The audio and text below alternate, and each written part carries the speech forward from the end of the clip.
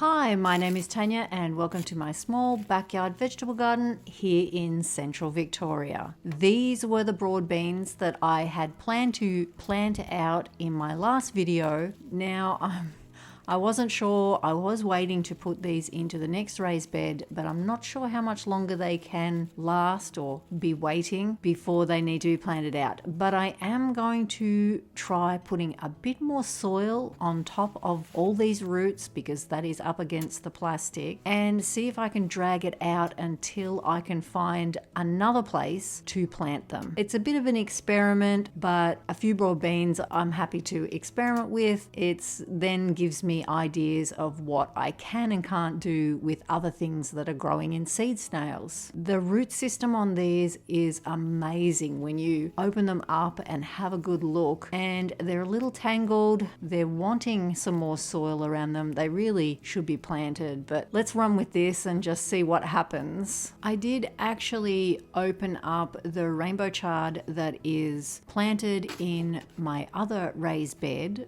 that grew in the seed snails. I did open that up and added a little bit more soil, but the root system on rainbow chard is nowhere near as big as these broad beans. It worked okay with those. They did really good, and for the same reason I had grown them and I was waiting for tomatoes to finish in that bed so that I could get it all prepped and get those planted in. So I think it will work out fine, and it will buy me a little bit of time for me to find somewhere which is probably going to be near all the snow peas. I didn't plant them there because I'm waiting on another seed snail of peas that were put in at the same time as all the others that I have now planted, but they were much smaller, and I'm not quite sure why. Maybe I planted them deeper in the seed snails, but it has been a while. They are coming through now, so I will be able to get those in and these broad beans when I do the next lot of brick edging.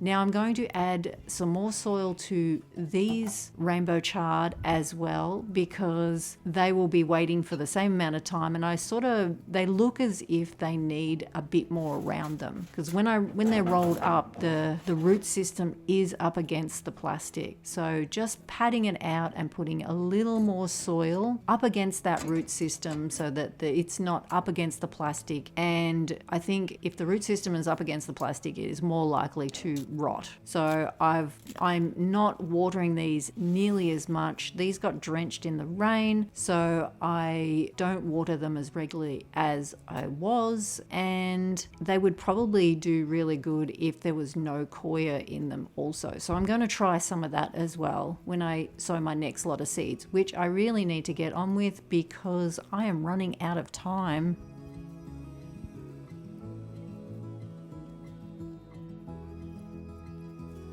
Because of the way they've grown, when you unroll them, the leaves get very tangled. So that's why I'm going very slowly untangling. Otherwise, it's just going to rip the leaves off. And by putting that bit of potting mix over the top, it separates them out and gives them more space to grow in. So I guess this is equivalent to potting up, really. And also what I have been doing is watering them with some sea salt and giving them that bit of extra nutrients that keeps them growing and looks after them ready for when I plant them out.